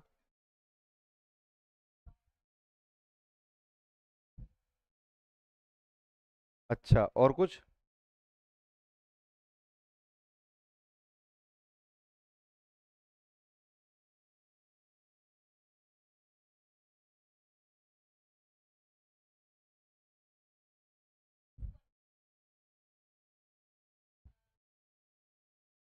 एक चीज हाँ और कुछ। वर्ड तो है ही नहीं, वो तो वर्ड हमारे संविधान में ही नहीं है। जुडिशियल रिव्यू सिर्फ आर्टिकल 137 में आप देखोगे, ठीक है ना, और कहीं नहीं देखोगे, ठीक है ना। चलिए अब एक बार समझ लो आर्टिकल 13, सिंपल भाषा में समझ लो इसको, कोई किताब की भाषा में नहीं समझना है। मैंने पहले दिन कहा था कि जब अपन पढ़ रहे होंगे तो इसके अंदर बातें वही होंगी जो लक्ष्मीकांत वाली, भाषा अपनी होगी। ले ना मेरी बात। तो अपने को वो लैंग्वेज पढ़ने की और वो लैंग्वेज लिखने की जरूरत नहीं पड़नी चाहिए, ठीक है। आपको कंसेप्ट अगर समझ में आ गया होगा तो आपको अपनी लैंग्वेज, अच्छा एक बात और है, अपनी लैंग्वेज में जितना लिखोगे ना उतने नंबर अच्छे भी मिलेंगे। जितना किताब की लैंग्वेज चेप क्या होगी कभी नहीं मिलेंगे। मैं अपना पर्सनल आपको एक्सपीरियंस बता रहा हूँ। मैं दिल्ली यूनिवर्सिटी 3 साल पढ़ा, ठीक है। तीनों साल मैं कॉलेज इलेक्शंस में एंगेज रहा। पहले साल सीसी जीता, दूसरे साल सेक्रेटरी जीता, थर्ड ईयर में प्रेसिडेंट था। 3 साल में मैंने पूरे कॉलेज के करियर में 2 लेक्चर लिए, अटेंड किए मैंने अपनी क्लास के 2 लेक्चर, ठीक है। और कोई लेक्चर में 5 मिनट से ज्यादा मैं बैठा, टीचर खुद ही बोलता भाई तू जा, ठीक है, क्योंकि ठीक ठाक था उस टाइम पे, मतलब भीड़ भड़ाका बहुत रहता था मेरे साथ। टीचर यार तू डिस्टर्ब करेगा पूरी क्लास को, तू जा। अटेंडेंस मेरी 80+ रहती थी वैसे तो। अटेंडेंस क्यों, अटेंडेंस जो लगाता था वो रात को 8 बजे के बाद वाला मेरा दोस्त था, तो एक काला कुत्ता उसे दे के आता था मैं, उस पर अटेंडेंस हमारी 80% हो जाती थी। लेकिन जब एग्जाम आते थे ना, जब एग्जाम आते थे, ठीक है, तो पूरी जो क्लास थी जो पढ़ती थी, पूरी क्लास जो किताबी लैंग्वेज थी ना वो लिख के आती थी, ठीक है। और मैं अपने कॉलेज का टॉपर था, जिसने 3 साल में 2 लेक्चर लिए 5 मिनट के, उसने टॉप किया था कॉलेज में। कि मैं वो काम करता ही नहीं था कि वो किताब में पढ़ी एक एक लाइन यहाँ पे है लिखना, यहाँ इज लिखना, यहाँ वर लिखना, वो मेरा काम था ही नहीं। मैं चैप्टर समझा, टॉपिक समझा, और कल पेपर है, आज पूछता था बच्चों कल किसका पेपर है, वो कहते थे इस चीज का। मैं हाँ ठीक है, रात को बैठ के वो टॉपिक समझना, इसका मतलब क्या है, कंसेप्ट क्लियर हो गया, कुछ भी आ जाए अब तो लिखना ही तो था। हाँ बस इंग्लिश में मैंने गड़बड़ कर दी थी भाई। इंग्लिश की मतलब मैं अपनी सच्चाई बताऊं, हालांकि ऑन रिकॉर्ड मुझे बोलना नहीं चाहिए, कैमरे को क्या हो गया, फिर भी बोल देता हूँ कि इंग्लिश का पेपर था, पढ़ाई की नहीं थी भाई। पॉलिटिकल साइंस बहुत अच्छी आती, पॉलिटिकल साइंस ऑनर्स था मेरा, वो बहुत अच्छी आती थी, वहां तो पूरे नंबर आ रहे थे। और जब इंग्लिश का नंबर आया तो मैं कहा यार तो हो गया मामला गड़बड़, कुछ भी नहीं आता था। तो मैंने क्या, डीयू में पेपर होता है तुम्हारे यहाँ का मुझे पता नहीं, तो वहां पे ना बच्चे का नाम नहीं लिखा होता आंसर शीट पे, सिर्फ रोल नंबर लिखा होता है। यहाँ पे क्या है, नाम लिखे होते हैं, वहां सिर्फ रोल नंबर और कॉलेज का नाम और कुछ नहीं, इसके अलावा कुछ नहीं लिखते। तो एक दो पैराग्राफ लिखने के बाद मैं लास्ट पेज पे लिख के आया, चौथे 4 पेज में तो पेपर खत्म, 16 पेज की शीट थी, चौथे पे तो मेरा पेपर खत्म हो गया था।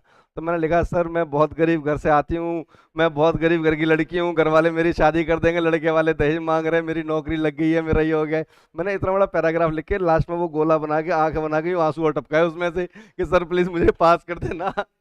उस टाइम पे 36 नंबर वाला पास होता, 100 में से मेरे 36 आ गए। मैं कोई भला मानुस था जिसने ऐसी मेरी कहानी में पास कर दिया। मैं ये सच में भगवान का समय लिख के आया था पेपर में, क्या होता फेल हो जाता। तो मैं कहा यार, आता ही नहीं, फेल होना ही है तो एक अटेम्प्ट तो लेके देखो, हो गया ना पास। तो मैं कॉलेज का उस टाइम पे टॉपर हुआ करता था, बस इंग्लिश में थोड़ी सी गड़बड़ थी, बाद में चीजें आ गई थी। आर्टिकल 13 की बात कर रहे हैं, तो साथ साथ चलती हैं दोनों चीजें।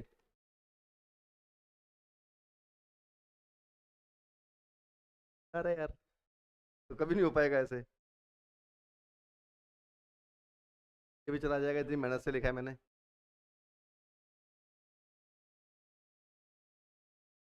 हम्म, लिख लो आर्टिकल 13।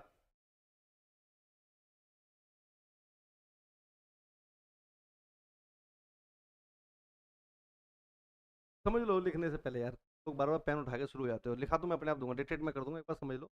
आर्टिकल 13 ना, ये आपको, या ये मान लो कि आर्टिकल 13 शॉर्ट में गवर्नमेंट को कंट्रोल करता है to use article 368 in the terms of fundamental right. एक शब्द में मेरे ख्याल से समझ गए होगे, मैंने इसलिए पहले आपको 368 बताया था कि होता क्या, ठीक है। एक लाइन में समझ गए ना बात क्या कहना चाह रहा हूं मैं। बाकी सारी कहानियां बात की हैं। अभी एक एक आर्टिकल के ऊपर बात करेंगे, तब इनको मैं अभी पूरे को रिकॉर्ड करूंगा। आर्टिकल 13 का ओवरऑल मतलब समझ में आ गया कि आर्टिकल 13 क्या कर रहा है, सरकार को कंट्रोल में रख रहा है, औकात में रहिए। 368 का यूज आप हर जगह नहीं कर सकते। यदि आप फंडामेंटल राइट में करेंगे तो बहुत वैलिड रीजन के साथ होना चाहिए, क्योंकि फंडामेंटल आर्टिकल 13 ये बात कह रहा है कि फंडामेंटल राइट में आप कुछ भी ऐड करो या आप कुछ भी उसमें से हटाओ, ठीक है ना, उसमें से या तो ऐड हो रहा हो या हट रहा हो, उसमें से किसी भी केस में किसी भी एक व्यक्ति के फंडामेंटल राइट कम नहीं होने चाहिए। अगर हटने से, कोई एक एक्ट हटने से किसी के आर्टिकल बढ़ रहे हैं, हटा दो। कुछ जोड़ने से किसी के आर्टिकल बढ़ रहे हैं लेकिन किसी और का नुकसान नहीं हो रहा, बहुत इंपॉर्टेंट बात मैं ये वाली बात आपको बता रहा हूं कि अगर का कुछ आप उसमें ऐसा जोड़ रहे हो जिससे किसी को फायदा मिल रहा है, दे दो, बट उसके फायदे में किसी का नुकसान ना हो, ये बात देख लेना। बात समझ गए मेरी बात? मैं ये वाली बात कि आप कुछ भी जोड़ रहे हो, हमें फर्क नहीं पड़ता। वेलफेयर ऑफ द पीपल है ना, किसी बच्चे ने बोला welfare of the people state, है ना, तो वेलफेयर ऑफ पीपल के लिए आप कर रहे हो, जोड़ दो जो जोड़ना हो, लेकिन किसी के हक में से निकाल के किसी के लिए कुछ नहीं कर सकते। एक बंदे को 3 रोटी खानी है, इसके पास 4 रोटी, इससे मत लो, उसको 4 रोटी 3 रोटी कैसे करनी है वो व्यवस्था आप करो, इसके पास 4 रहनी चाहिए। बहुत इंपॉर्टेंट बात है, आपको समझ में नहीं आ रही होगी मेरे ख्याल से, ये मैं स्पेशली बात कर रहा हूँ, मतलब चीजें बहुत सारी आ रही, लेकिन स्पेशली रिजर्वेशन की बात मैं कर रहा हूँ, ठीक है ना। अब इस पूरे के ऊपर एक अमेंडमेंट हुआ हमारे संविधान में 103 2019 कौन सा अमेंडमेंट?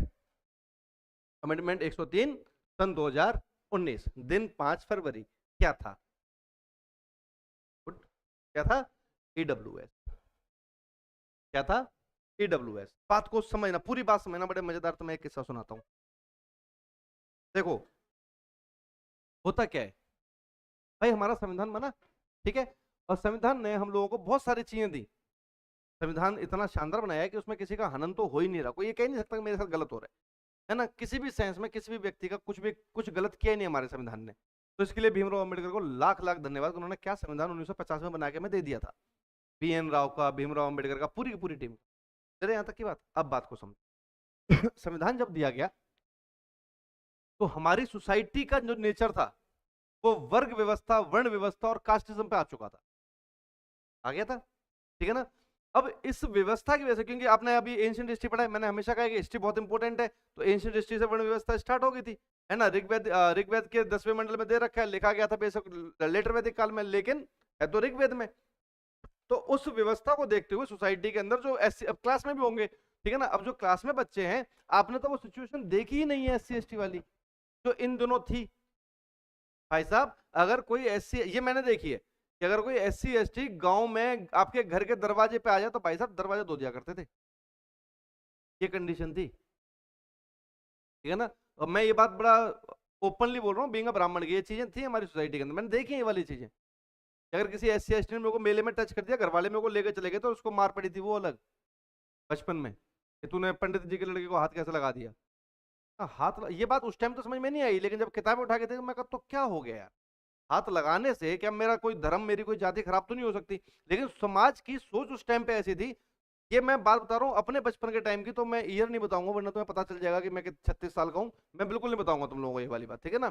तो आप लगा लो कि 89 के आसपास की मैं आपको ये बात बता रहा हूँ, पता तो नहीं चला ना मेरी एज का, देखा मेरा दिमाग हल्के में लगा रहा था तुम लोग मेरे को तो सोसाइटी की कंडीशन थी। अब इस कंडीशन को कंट्रोल करने, बहुत बहुत वाहियात कंडीशन थी हमारी सोसाइटी की। आप में से कुछ जनरल भी होंगे, कुछ SC ST होंगे, OBC होंगे, मैं फिर ये वाली बात बोल रहा हूँ कि वाकई बहुत घटिया कंडीशन थी हमारी सोसाइटी की, SC ST के साथ जो भी हमने बिहेव किया, किस बात पे, तो उसकी जाति के नाम पे। आज भी हालांकि देश में ये चीजें हो रही हैं, बहुत गलत है। एनीवे, इसको साइड में करते हैं, आप मुद्दे को समझो। तो SC ST के साथ जो कंडीशन, जो सोशल कंडीशन थी, उसको अपग्रेड करने के लिए अम्बेडकर साहब ने रिजर्वेशन दिया कि भाई इनको सोशली, इनको पॉलिटिकली, इनको इकोनॉमिकली, इनको जॉब वाइज, इनको हर चीज में क्या है, रिजर्वेशन चाहिए। ये वाली बात तो पुणे पैक्ट से कहते आ रहे थे, अगेन हिस्ट्री, पुणे पैक्ट से वाली बात कहते आ रहे थे, याद आ गई कहानी, ठीक है। तो इसके ब्याह पर उन्होंने क्या किया, उनको रिजर्वेशन दिया कि भाई इनका शोषण ना हो, कि बहुत लंबे समय से शोषण होता आ रहा है, अब इनका शोषण ना हो। और ये जो रिजर्वेशन मैं दे रहा हूं, अम्बेडकर साहब ये लिख रहे हैं कि रिजर्वेशन जो हम लोग दे रहे हैं 10 साल के लिए, अब ये गवर्नमेंट की रिस्पॉन्सिबिलिटी है कि 10 साल में इस कैटेगरी को अपलिफ्ट करे, अपग्रेड करे और सबको इक्वल लेके आ जाए, ठीक है। ये किसकी जिम्मेदारी दी गई? गवर्नमेंट गवर्नमेंट होती है, सरकार सरकार नहीं होती, सरकार राज होती है, वो अपने मन से काम करते हैं। तो उन्होंने उस ग्रुप को अपग्रेड तो किया नहीं, बाकी ग्रुप को बताया कि वहां रहने के फायदे क्या हैं, तुम्हें जॉब मिलेगी, तुम्हें पैसे नहीं भरने, तुम्हें फ्री एजुकेशन मिलेगी, तुम्हें फलाना तुम्हें, तो बाकी लोगों ने धीरे धीरे करके उसकी डिमांड करना स्टार्ट कर दी। वो जो गैप था, वो जो रिफ्ट था, वो बढ़ता गया। इतना सा गैप दिया था अम्बेडकर साहब ने, वो हमने कितना बड़ा कर दिया, हमारे नेताओं ने इतना बड़ा कर दिया। क्लियर यहाँ तक की बात। अब सोसाइटी के अंदर एक एक बहस स्टार्ट हो चुकी है, और आप लोग उसका हिस्सा 110% हो, डायरेक्ट या इनडायरेक्ट, कि भाई हमें रिजर्वेशन खत्म कर देना चाहिए, सोसाइटी के अंदर रिजर्वेशन की जरूरत नहीं है, ये नहीं है, वो नहीं है। इस सब के अंदर आप लोग सोशल मीडिया पे हाँ या ना में कहीं ना कहीं इन्वॉल्व, एंगेज अपने आप को करते होंगे, ठीक है ना। इस सबको साइड में करो। जब मोदी जी इस बात को देख रहे हैं कि देश का युवा ये बात कर रहा है, और वोट बैंक किसके पास है, अभी आने वाले समय पर युवाओं का वोट बैंक है, ठीक है ना, तो मोदी जी ने बोला कि चलो ठीक है, इसके ऊपर कुछ बदलाव करते हैं। हालांकि इससे पहले ये जो अंबेडकर साहब की व्यवस्था थी, इसके अंदर एक बदलाव किया गया। बदलाव क्या किया गया कि एक कमीशन बना था, बीपी मंडल, इसके बारे में मैं कभी और तुम्हें इन डिटेल समझाऊंगा 3PM पॉलिटिक्स के बारे में। तो एक कमीशन बना था बीपी मंडल, और हाँ वीपी सिंह के टाइम पे वो लागू किया गया था, ठीक है ना। तो बीपी लागू भी नहीं किया था, लागू तो बाद में हुआ, ठीक है ना। बीपी मंडल कमीशन ने क्या बोला था कि भाई देखो, सोसाइटी का एक ग्रुप है जो अमीर है या जो जनरल है, एक ग्रुप है जो SC ST है। अब इस वाले ग्रुप में ऐसे बहुत से लोग हैं जो इकोनॉमिकली थोड़े से वीकर हैं, सोशली थोड़े से वीकर हैं, और इस वाले ग्रुप में ऐसे बहुत से लोग हैं जो उठ चुके हैं, तो वो तो मानेंगे नहीं भाई हम उठ गए, वो तो वहीं रहेंगे, है ना। तो इसका वो ग्रुप जो थोड़ा सा इकोनॉमिकली और सोशली डाउन है, लेकिन इतना भी नहीं, तो ये जो बीच का जो गैप है ना, इसमें एक ग्रुप को डाला जाए, उस ग्रुप को बोला गया ओबीसी। क्या बोला गया उसको? अदर बैकवर्ड, मतलब है बैकवर्ड लेकिन अदर है, तो इनसे ऊपर है उनसे नीचे है, एक और चीज बना दी उसने, क्या? ओबीसी। ओबीसी जब बनाया तो 1991 में अपन कुछ भी करेंगे, केस तो होना तय है, ठीक है ना। तो 1991 में इस पे तो एक जजमेंट था, ये जो केस था वो चल गया, उसकी जज हुआ करती थी इंदिरा साहनी। तो इंदिरा साहनी ने बड़ी बड़ी प्यारी उसकी बात लगी, वो कहती है कि भाई the person is need a reservation, yes or no, it's not depend on his economical status. Why? Just because of the economical status you cannot judge that particular group or particular caste or particular person must get the reservation. भाई आर्थिक आधार पर तो कोई भी कमजोर हो सकता है। रिजर्वेशन जो दिया गया वो आर्थिक आधार, उसके अंदर एक पॉइंट था, लेकिन सिर्फ आर्थिक आधार नहीं था, उनकी सोशल जो कंडीशन सदियों से चली आ रही है, उसका मेजर पॉइंट था। तो इंदिरा साहनी ने अपनी जजमेंट में 1990 वाली बात कही कि जो रिजर्वेशन का क्राइटेरिया है, it should not be based on the economical condition. यहां तक की बात समझ में आई? किसी कोई व्यक्ति या कोई समाज या कोई वर्ग गरीब है तो आप उठा के उसको रिजर्व कर दो, ये कोई लॉजिक नहीं बनता, ठीक है। और दूसरी बात, रिजर्वेशन की एक लिमिट होनी चाहिए। कितनी लिमिट रखी गई? 50%। भाई 50% से ऊपर रिजर्वेशन नहीं, है ना। देश की आधी आधी रिजर्वेशन में रहेगी और आधी आबादी जनरल में रहेगी। 50% रिजर्व, इसके ऊपर नहीं बढ़नी चाहिए। अभी राहुल गांधी अपने इलेक्शन में घूम घूम के वाली बात कहते हैं कि इसको मैं बढ़ा दूंगा, मैं 50 को मैं बढ़ा दूंगा। देख रहे हो आप पॉलिटिकल थॉट देखो, वो ये नहीं कह रहे कि मुझे खत्म करनी है, इतने साल तुम्हारा राज रहा है, इसको खत्म करो। वो क्या कह रहे हैं, मैं तो इस 50% को एक्सीड करूंगा और लोगों को रिजर्वेशन दूंगा। लोगों की उसको पता है मेरा वोट बैंक कहाँ है, कहाँ फंस रहा है। हर नेता अपने वोट बैंक के लिए काम करता है, सोसाइटी से कोई लेना देना है नहीं, ठीक है ना। तो 50% की लिमिट और इकोनॉमिकल बेस नहीं होगा रिजर्वेशन का, ये उसने तय कर दिया 1991 इंदिरा साहनी जजमेंट। क्लियर है यहां तक की बात? अब आ गए मोदी जी, बैठते थे 8 बजे के बाद, राहु केतु दोनों, ठीक है, दिल्ली के अंदर बैठे थे तो गुजराती। अब वो जब बैठे हुए अपने मित्र के साथ, तो उन्होंने बोला मित्रों आज कुछ नया करते हैं, तूफानी करते हैं। भाई दोनों ने एक एक थम्स अप उठाई, तूफानी चीयर्स की एक दूसरे के साथ, और उन्होंने इंदिरा साहनी जजमेंट को चेंज करके रख दिया। इसकी तो इज्जत ही नहीं करी, इसकी जो जो बातें इसने कही ना सब उठा के साइड में फेंक दी। वो क्या लेके आ गए? उसका वर्ड ही इकोनॉमिक है। इंदिरा साहनी क्या कर दी? इकोनॉमिक, तेरी ऐसी तू बोलेगी क्या? मैं इसका नाम ही क्या रखा जाए? EWS, इकोनॉमिकल वीकर सेक्शन, ठीक है। किसको दिया गया? जनरल कैटेगरी को। चौथी कैटेगरी बन गई, एक SC थे, एक ST थे, फिर बीच में OBC आए, अब EWS आ गई, ठीक है। EWS economical weaker section, general category के वो लोग जो इकोनॉमिकल वीकर हैं उनको दिया जाएगा। SC ST को कह रहे हमें क्यों नहीं मिलेगा? तुम्हें तो पहले मिला हुआ है। OBC कह रहे तुम्हें भी तो दिया था, इनके पास तो कुछ नहीं है, इनको मिलना चाहिए। भाई गरीब तो ये भी हो सकते हैं कि इंदिरा साहनी जजमेंट कर, कौन इंदिरा साहनी है क्या अभी कि नहीं? वो तो निपट गई, तो जजमेंट भी निपट गया। मोदी जी का तो मानना यही था, नहीं निपटी तो हम निपटवा देंगे उसको, तो ठीक है। तो मोदी ने क्या किया कि वो पूरा इंदिरा साहनी, अच्छा इंदिरा साहनी ने एक बात और बोली थी, 50% से ऊपर नहीं जाना चाहिए, उसने 10% रिजर्वेशन दिया EWS का, 60 कर दिया। आज मोदी जी जो राहुल गांधी जी का विरोध कर रहे हैं कि ये जजमेंट, ये इसको बढ़ा देंगे, ये कर देंगे, वो कर देंगे, वो खुद बढ़ा चुके हैं, इसको 60% कर चुके हैं। कितना दे दिया? 10% रिजर्वेशन। किसको दिया? इकोनॉमिकल बेस पे जनरल कैटेगरी को दे दिया। तो इंदिरा साहनी जजमेंट को उठा के धज्जियां उड़ाई गई। कौन सा अमेंडमेंट हुआ था?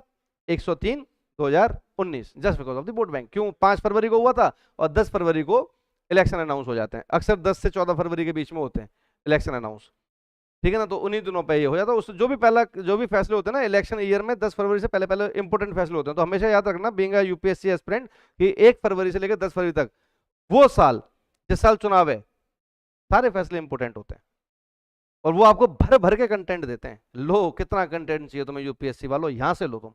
1 फरवरी से 10 फरवरी सब मिल जाएगा तुम्हें। पूरे 5 साल का निचोड़ कहां मिलेगा? 1 फरवरी से 2 फरवरी इलेक्शन ईयर, 1 से 10 फरवरी इलेक्शन ईयर। कोई भी चीज उठा के पढ़ लो, कंटेंट चाहिए यदि तो वहां से उठा लो। समझ गए मेरी बात? इन चीजों को, जैसे अपने ये थे 2014 में मनमोहन सिंह की सरकार थी, तो 10 फरवरी को उन्होंने तेलंगाना वाला बिल पास कर दिया था सुबह के टाइम पे, और शाम को इलेक्शन अनाउंस हो गए थे। तो पास तो कर गए मनमोहन सिंह, लागू तो नहीं कर पाए। सुबह पास हो गया, शाम को बिल वो लग गया, आपका कोड ऑफ कंडक्ट लग गया, तो लागू तो हो नहीं सकता कोड ऑफ कंडक्ट में। मोदी जी मित्रों, हमने कहा था हम नया राज्य बनाएंगे, तेलंगाना हमने बना दिया। हमने बनाया, मैंने पास किया, अगर आज जाना तो साइन किसके होते हैं? जो उस टाइम प्रेसिडेंट पीएम होता है। पीएम कौन था उस टाइम का? अपने मित्र थे, ठीक है। तो 10 फरवरी के आसपास उसको पास किया था और 2 जून के आसपास उसको लागू कर दिया था। ये बड़ा कंफ्यूजिंग है भाई। कोई आपसे पूछे भाई तेलंगाना राज्य, नया राज्य किस सरकार ने बनाया? कांग्रेस ने। किस सरकार के समय पर लागू हुआ या मान्यता मिली? बीजेपी। ये बातें अपने को याद रखनी होती हैं। क्लियर है यहाँ तक की बात है? चलिए, तो आर्टिकल 13 का मतलब समझ में आया। आर्टिकल 13 ये कहता है कि जो गवर्नमेंट है या जो सरकार है वो अपनी लिमिट में रहे। They can not use 368 everywhere in the terms of fundamental rights. आप हर जगह पे 368 नहीं लगा सकते हो, कंसेंट चाहिए आपको हमारा।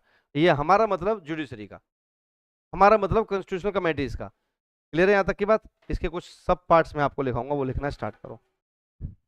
लिखें article 13, this act control This act control the government. This act control the government to make any kind of change in the fundamental rights. Make any kind of change in fundamental rights.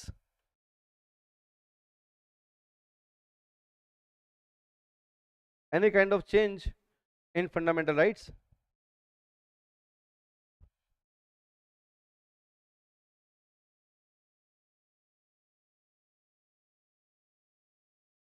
एक एक मजेदार चीज तो मैं और बताता हूँ इसमें। देखो आर्टिकल 13 की बात कर रहे हैं ना, अपन फंडामेंटल राइट की बात कर रहे हैं, ठीक है। 1947 से पहले और 1947 के बाद की कहानी, इसको समझना।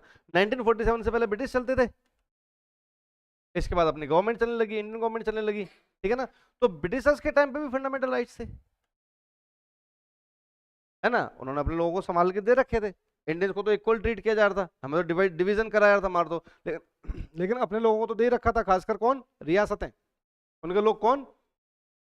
रियासतें। तो उन्होंने रियासतों को तो प्रोटेक्ट करने के लिए जो हुआ था वो किया था, राइट। बात को समझते रहना। अब जैसे आपके यहाँ पे आमेर की रियासत होगी, जयपुर पहले आमेर हुआ करता था ना, ये है ना। जैसे आपके यहाँ पे एक आमेर की रियासत होगी, ठीक है। तो अब इनके पास फंडामेंटल राइट क्या था? भाई ये रियासत है, मालिक हैं जयपुर के, ठीक है ना। तो जयपुर के ऊपर जो भी फैसला वैसला लिया जाएगा ये लोग करेंगे, ठीक है। उसके बाद 1947 में देश आजाद हुआ और 1950 में हमें हमारा संविधान मिल जाता है, ठीक है ना। जब संविधान मिला तो संविधान के अंदर ये रियासत वाला कंसेप्ट तो खत्म ही कर दिया, स्टेट बना दिए, है ना। अब उसके बाद आमेर वाले बोलने लगे नहीं नहीं नहीं नहीं नहीं, ये हमारा एरिया, यहाँ पे हम ये करेंगे, हम वो करेंगे। कर पाएंगे? नहीं। तो यहाँ पे क्या हो रहा है? Fundamental right versus fundamental right before 1947, after 1947। यदि किसी भी केस में fundamental right versus fundamental right हो रहा है जिसका बेस 1947 है, तो उस केस में कौन से वाले फंडामेंटल राइट को आप वरीयता दोगे, प्रायोरिटी दोगे, बिफोर या आफ्टर? ये लिखा हुआ आर्टिकल 13 के पार्ट 2 में, article 13 clause 2।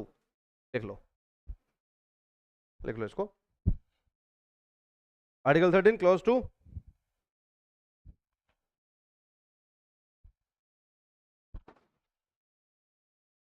The fundamental rights given by the British government to the special Indian लिखना है या elite Indian लिखना, given by the British government special Indians या elite Indians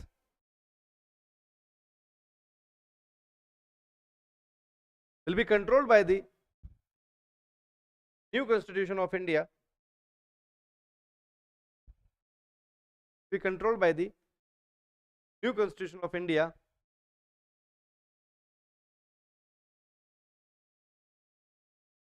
no one can blame या claim their FR of before 1947. No one can claim their FR on or before 1947. लिख लिया? एक चीज और लिखो इसमें के अंदर, FR फंडामेंटल राइट्स ऑन और बिफोर 1947. एक चीज और लिखो इसी में, दूसरा पॉइंट लिखो सेकंड के अंदर ही. वैसे तो पॉइंट आपने लिख लिया पर इसको 2 में एक बार और लिख लो. तो if in future government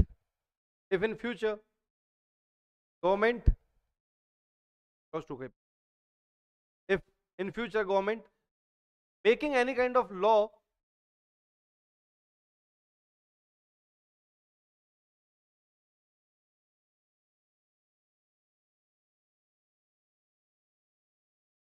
which is challenging the fundamental rights,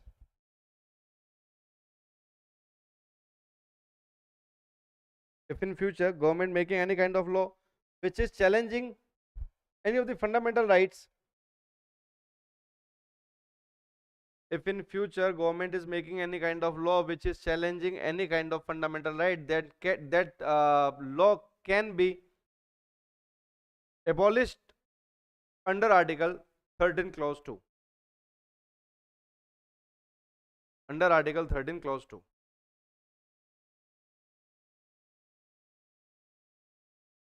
क्या मैम रिपीट करना है?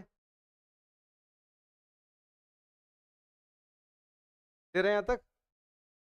13(2) लिख लिया, आगे लिखो 13 का थर्ड भी लिखो, 13(3) सेकंड हो गया, थर्ड लिख लो इसको.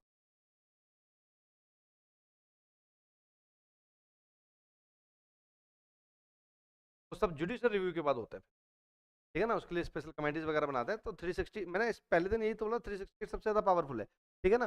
अब बहुत सारी चीजें ऐसी हैं, दिस इज ट्रू, बहुत सारी चीजें ऐसी हैं जो फंडामेंटल राइट को कन्फ्लिक्ट कर रही हैं, बावजूद इसके गवर्नमेंट इसको बना रही है ना. तो इसके अंदर जो हमारे जो फंडामेंटल राइट्स है, इसमें ना एक चीज है कि अगर आप फंडामेंटल राइट में कुछ भी चेंज कर रहे हैं, it should be positive, not should be negative. अगर वो पॉजिटिव सेंस में और आप उसको प्रूफ कर पा रहे हैं तो वो कंसिडर किया जाएगा, अदरवाइज नहीं किया जाएगा. दे रहे हैं यहाँ तक?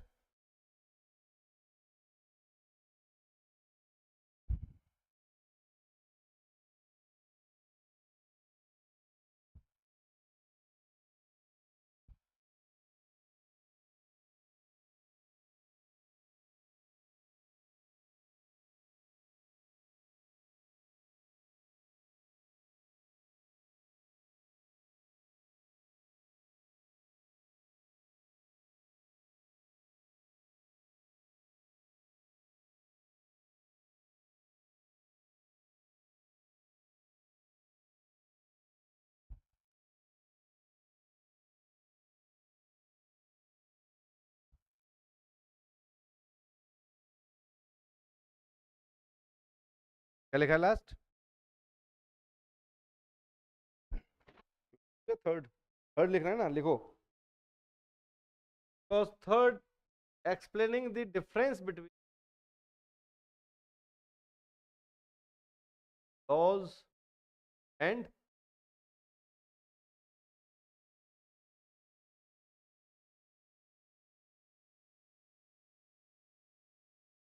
in clause 3 explaining the laws and constitutional laws.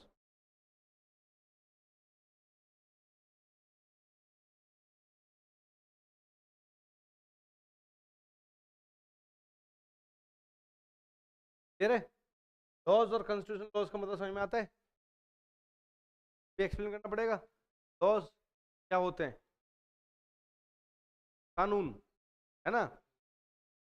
कोई बात नहीं, चलो अपन थोड़ा सा फिर से एक बार हिस्ट्री की तरफ लेके.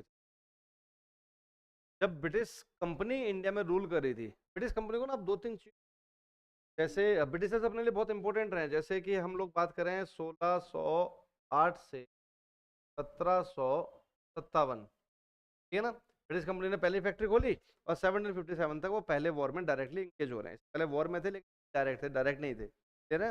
तो यहाँ पे British company as a trader India में काम कर रहे थे। क्या कर रहे थे? एज अ ट्रेडर, भाई व्यापारी हैं, टैक्स दे रहे हैं, अपना काम कर रहे हैं, ठीक है ना। 1757 में बैटल ऑफ प्लासी होता है बंगाल में एक, और उस बैटल के बाद इसमें डायरेक्ट ब्रिटिशर्स लड़ते हैं बंगाल के नवाब से, उसको हरा देते हैं। हराने के बाद बंगाल में इनका जाता है, ठीक है ना। तो अभी तक तो आप टैक्स दे रहे थे, अभी आपका नया नया कंट्रोल, तो आप टैक्स नहीं दोगे। फिर आप और 2-4 बैटल जीत जाओगे तो टैक्स दोगे भी नहीं, बल्कि अब आप टैक्स लेना स्टार्ट कर दो। और पावर बढ़ेगी तो अब आप राजा को कंट्रोल करोगे, और पावर बढ़ेगी तो आप राजा को सीट से हटा दोगे, और पावर बढ़ेगी तो आप क्या हो जाओगे? आप एक तरह से अनियंत्रित हो जाओगे, आप अपनी अपनी बातों को डिक्टेटरशिप के तरीके से मनाओगे, तो क्या होगा? विद्रोह होगा, विरोध होगा। तो इंडिया के अंदर वो 1857 में, ये तो शॉर्ट में मैंने बताया, है ना। तो यहाँ पे इन्होंने एज अ ट्रेडर काम किया। चलिए यहाँ तक की बात किसने किया? ब्रिटिश कंपनी ने। कंपनी की बात करें, गवर्नमेंट का कोई रोल नहीं है, ठीक है ना। 1757 से 1857 तक ब्रिटिशर्स ने इंडिया में रूल स्टार्ट किया। रूल किसका था? कंपनी का। किसका रूल था? कंपनी का, ठीक है ना। 1857 में वो रिवॉल्ट हुआ, तो 1857 से 1947 भारत के अंदर ब्रिटिश गवर्नमेंट ने रूल किया। ब्रिटिश गवर्नमेंट ने भारत में रूल किया। ये 3 चीजें, ब्रिटिशर्स को 3 पार्ट। हम लोग कोई पूछता है भाई ब्रिटिश इंडिया में कितना राज किया, हम कहते हैं 200, लगभग 200 साल तक इन्होंने इंडिया को रूल किया। 200 साल कहाँ से हो रहे हैं? लगभग भी बोलते हैं। 1757 से यहाँ तक तो हो गए 100 साल, ठीक है। और ये कितने हो गए? हो गए 90 साल। तो हम लोग क्या बोलते हैं? लगभग 200 साल तक इन्होंने इंडिया पर रूल किया। रूल की बात करते हैं। ये तो क्या थे? पहले ट्रेडर थे। रूल वहां से स्टार्ट हो रहा है, पहले इनडायरेक्ट फिर डायरेक्ट, इसलिए क्या बोलते हैं? लगभग 200 साल इसको हम लोग बोलते हैं। पहली बात समझ में आ गई? चलिए, ठीक है। तो यहाँ तो ये लोग क्या ही करेंगे, है ना। यहाँ तक की बात समझ में आई आप लोगों को? एक सेकंड।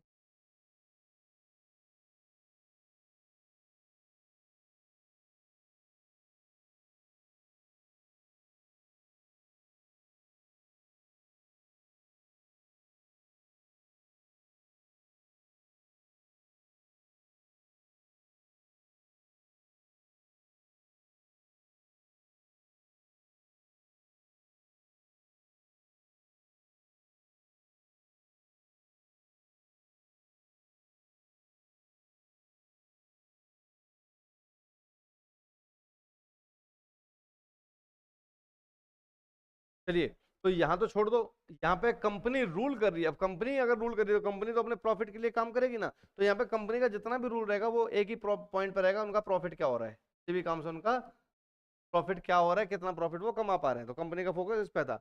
उसके बाद गवर्नमेंट का रूल आया, तो जब सरकार जब शासन करेगी तो सरकार को बहुत सारे कानून व्यवस्था अपनी वाली लागू करनी, जो अपने देश में चल रहा है बहुत सारी चीजें इंडिया के अंदर बना के देनी पड़ती है, ठीक है ना। तब यहाँ पे गवर्नमेंट ने जब रूल स्टार्ट किया तो गवर्नमेंट ने क्या बनाया? आईपीसी, इंडियन पेनल कोड जिसको हम लोग बोलते हैं, या मॉडर्न हिस्ट्री में पढ़ोगे, ठीक है ना। सीआरपीसी, ठीक है ना। इस प्रकार की जो हमारी कानून व्यवस्था थी वो हमारे ब्रिटिश गवर्नमेंट ने हमें बना के दे दी। जैसे आपने सुना होगा ना कि धारा 144 लग गई, है ना। मर्डर किया 302 लगेगा, चोरी किया 420 लगेगी, है ना। ऐसे सुनी होगी, हाफ मर्डर 307, ये सुनी तो होंगी थोड़ा बहुत न्यूज वगैरह में। तो ये सब चीजें हमें यहाँ पे मिल गई। आईपीसी बताती है किस केस में क्या सजा मिलनी चाहिए, और सीआरपीसी बताता है किस केस से कैसे बचना चाहिए। दोनों ही किताबें हमारे संविधान ने दे रखा है। हाँ, यही है इन दोनों के अंदर। आईपीसी सजा बताता है और सीआरपीसी उससे बचने का तरीका बताता है। तो अच्छा वकील वही है जो दोनों चीजों को ढंग से पढ़ चुका है। क्लियर है यहाँ तक की बात? तो जो पब्लिक प्रोसिक्यूटर होते हैं वो आईपीसी पे ज्यादा ध्यान रखते हैं, सरकारी वकील उन्हें सजा दिलाने का काम है। जो प्राइवेट वकील है वो किस पे काम करते हैं? वो सीआरपीसी पे काम, उनको लोगों को बचाना होता है। तो ये हमारे संविधान, तो क्या लचीलापन है हमारा, है ना। सजा और उसके दोनों का हमने यहाँ पे जिक्र कर रखा है। क्लियर है यहाँ तक की बात? तो उन्होंने ये चीजें हमें बना के दे दी। इन चीजों को हम लोग बोलते हैं लॉज। क्या बोलते हैं? और ये बहुत लंबे समय तक इंडिया में रही है। कब तक रही है? 2023 तक, करेक्ट, ठीक है ना। 2023 तक हमारे कंट्री के अंदर आईपीसी और सीआरपीसी रही है। अब गवर्नमेंट ने क्या किया कि आईपीसी का ना बेसिकली इनका नाम बदल दिया है। इसका नाम कर दिया भारतीय न्याय संहिता, बीएनएस कर दिया है ना। इसका नाम होगा भारतीय न्याय संहिता। चीजें वही हैं, कुछ भी नहीं है। जैसे आईपीसी में 302 में मर्डर है, तो यहाँ वो घुमा फिरा के 312 पे कर दिया है, ठीक है ना। 307 में हाफ मर्डर था, वो 380 पे पहुंचा दिया है। है ना। कुछ क्लॉज अंदर के चेंज हुए तो आर्टिकल उसके हिसाब से चेंज हो गया, संविधान के नहीं है, आईपीसी के। किसके हैं? आईपीसी के। क्लियर है यहाँ तक की बात? ठीक है ना। तो ये बदलाव गवर्नमेंट ने अभी रिसेंटली किया है, तो इसको हम बात वही है, तो इसको हम लोग क्या बोलते हैं? लॉ। क्या बोलते हैं? कानून। ठीक है ना। और ये हमें आर्टिकल कौन सा वाला हम लोग पढ़ रहे थे अभी? 13 का 3। ये difference between law and constitution law. तो लॉ समझिए क्या है, बीएनएस या आईपीसी वो क्या है? लॉ। ठीक है। और कॉन्स्टिट्यूशन लॉ क्या है? जो संविधान के द्वारा बनाए जा रहे हैं। ठीक है ना। क्या है? एग्जैक्टली क्या है ये? ठीक है ना। कौन सा आया था? और एक अच्छा एग्जांपल दो। अरे साइबर लॉ, इससे बेहतर क्या एग्जांपल लोगे? डिजिटल अरेस्ट कितना चल रहा है, तो ये सब वर्ड जो सुन रहे हो न्यूज मीडिया में, कब काम आएंगे? ये यही काम आते हैं आंसर राइटिंग में अपने। ठीक है ना। तो जो मीडिया में जो वर्ड्स चल रहे हैं, साइबर लॉ, डिजिटल अरेस्ट, जब ऐसा कुछ टॉपिक आएगा ना, तो ये वर्ड्स लिखने हैं हमें कि भाई ये कानून है, जैसे ऐप के ऊपर कुछ कानून एक्ट बनाए गए थे। ठीक है ना। तो ये जो है ये क्या है? वो कॉन्स्टिट्यूशनल लॉ है, और ये क्या है? लॉज है ना। अब जैसे जब हमारा संविधान बना हमारे देश का, तब उस समय पे मेरे को तो नहीं लगता कि देश के अंदर ऐसी कोई समस्या रही होगी साइबर लॉ से जैसी। कोई समस्या थी साइबर लॉ की उस टाइम पे? नहीं थी। मतलब ही नहीं बनता उस टाइम पे। उस टाइम पे बातें ही कैसे होती? चिट्ठी। इवन कबूतर भेजे जाते थे किसी किसी जगह पे, तो कि भाई कबूतर लेके जाएगा संदेश हमारा। ठीक है। तो वो सिस्टम था, तो आप क्या ही किसी को डिजिटल अरेस्ट कर पाओगे? अब वो जो चैलेंज है वो अब 2024-25 में हमारे सामने आ रहा है। राइट। तो अब इसके ऊपर क्या है, कॉन्स्टिट्यूशन ने काम किया, और इसके ऊपर साइबर लॉ वगैरह बनाने का उन्होंने काम ठेका ले लिया। तो ये काम कौन करेगा? कॉन्स्टिट्यूशन। तो ये दोनों के बीच में मेजर डिफरेंस बता रहा है, but between law and constitution law. Law क्या हो गए? आईपीसी और या बीएनएस आप बोल सकते हो। और कॉन्स्टिट्यूशन लॉ क्या हो गए? जो एज पर द सिचुएशंस बनाए जाते हैं, जैसे कि मैंने एक एग्जांपल दे दिया आपको, साइबर लॉ। क्लियर है? लिख लो इसको, ये काम की चीज है।